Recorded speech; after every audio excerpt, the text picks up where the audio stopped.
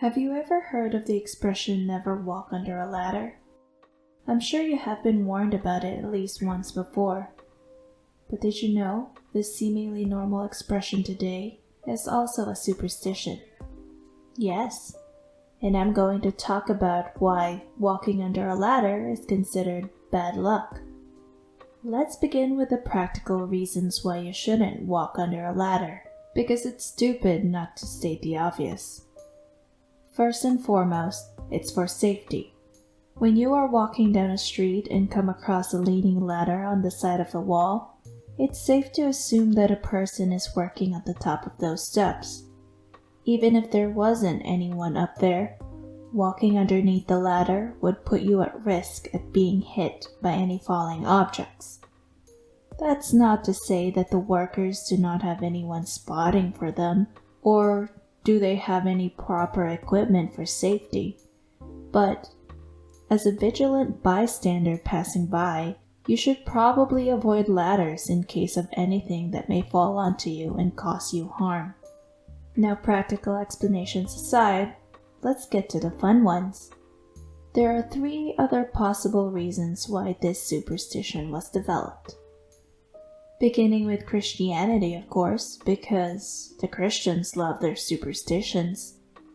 The ladder leaning against the wall forms a triangle with the ground.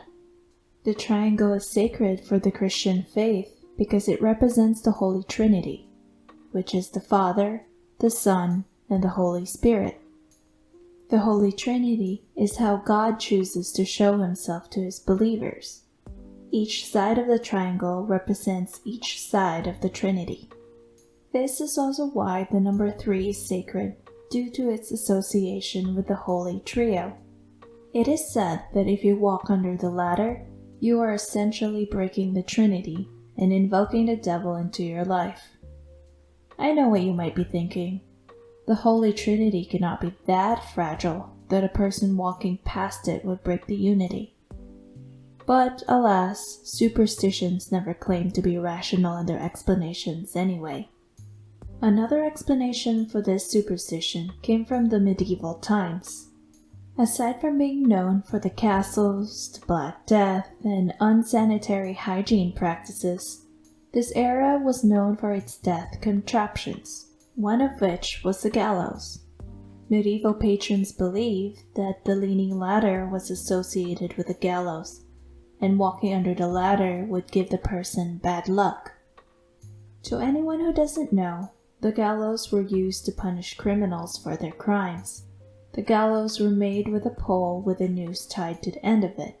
Usually, the criminal had to walk up a ladder and stand on a raised platform or stool to get closer to the noose. The noose was then placed around the criminal's neck, and the platform or the stool that he or she was standing on would be kicked out from under. Suspended by the neck, the weight of the body tightens the noose around the neck and causing the person to die by strangulation.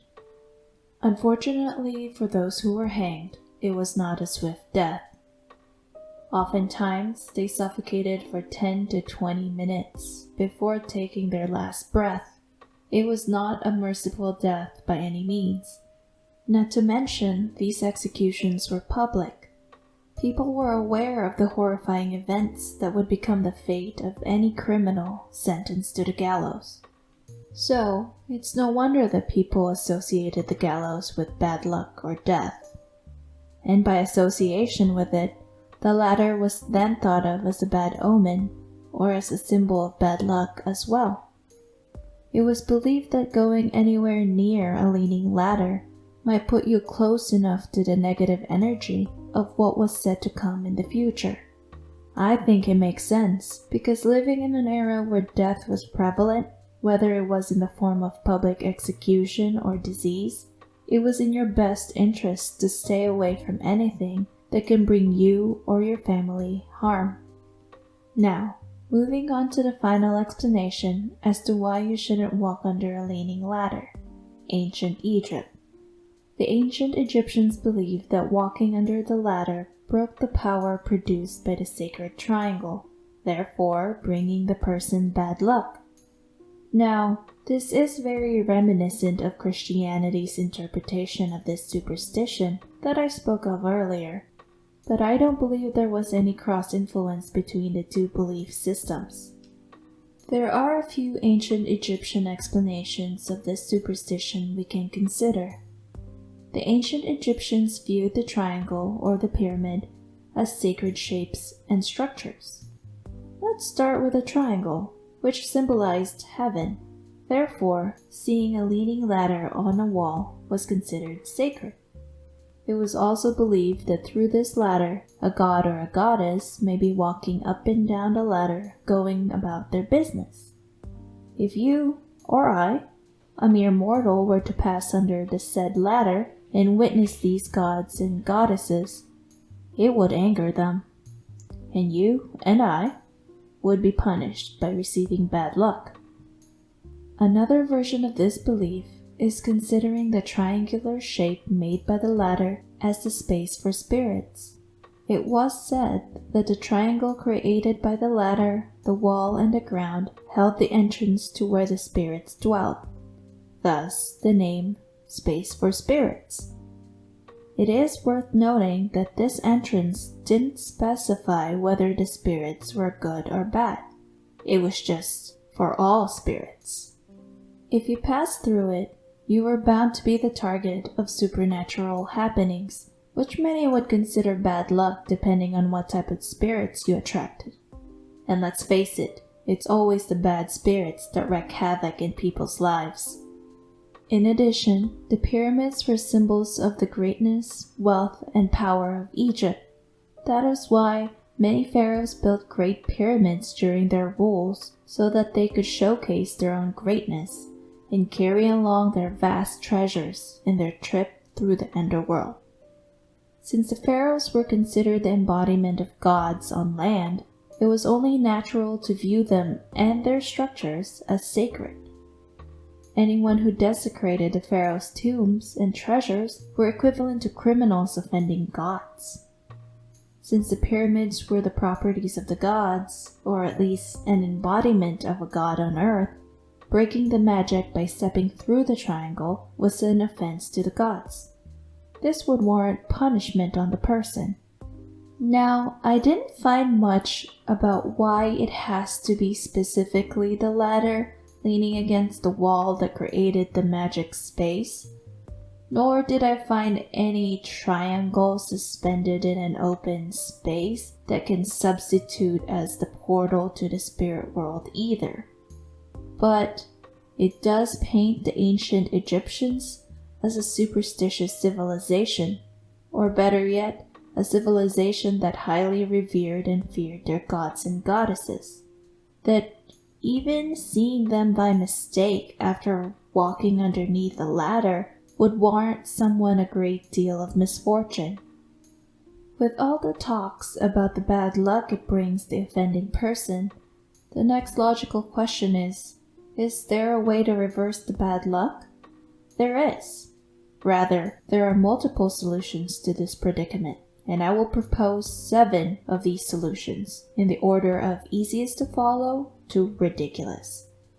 Starting with 1, you can walk backwards back under the ladder after passing under it. This is simple, easy, and requires very little effort. You just have to look back so as not to knock someone or anything over while you're doing it. 2 and 3 would require you to do something while walking under the ladder. You can either make a wish, any wish, or say the phrase bread and butter while you walk under the ladder. This is simple enough. You just have to remember to do it while you're actually walking under the ladder. 4 also requires you to do it while walking under the ladder, but it comes with an extra warning. Now it says to put your thumb in between your index and middle fingers as you walk under the ladder. But the warning is that this is called the fig sign, and depending on where you are in the world, this can be seen as a mildly obscene gesture. So use it with caution and maybe just hide it in your pocket or something while you do it. 5. You can spit 3 times in between the rungs of a ladder. I suppose 3 times to cover all 3 sides of the triangle, so you're even. This one takes a bit more effort and might garner you some weird looks, but it's a solution nonetheless. 6 states, cross your fingers and keep them crossed until you see a dog. Now, this may not be so bad depending on where you are, like being near a dog park instead of a construction area. It is also mildly inconvenient because you probably can't use your hand until your dog shows up. And finally, 7 is what I consider ridiculous. It requires you to spit on your shoe, but don't look at your shoe until the spit has dried. Now, how are you supposed to figure out if the spit has dried? Ask someone else to look for you, I guess. But again, that might give you some weird looks. So I suggest using the other 6 solutions instead. Now, there aren't much explanations as to why these are effective countermeasures for the bad luck. But at least they are in their own ways make sense. I don't see how these measures undo the offense made on the gods or how they miraculously forgive you for breaking their trinity, but at least they have offered a chance for us mere mortals to rectify our mistakes. The superstition of never walking under a ladder may have dated back to thousands of years ago.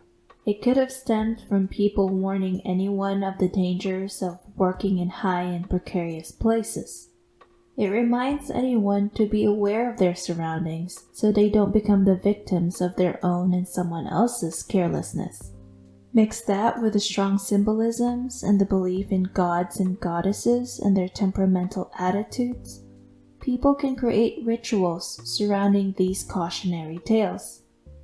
And I think they are just that, cautionary tales, mixed with a healthy dose of mysticism.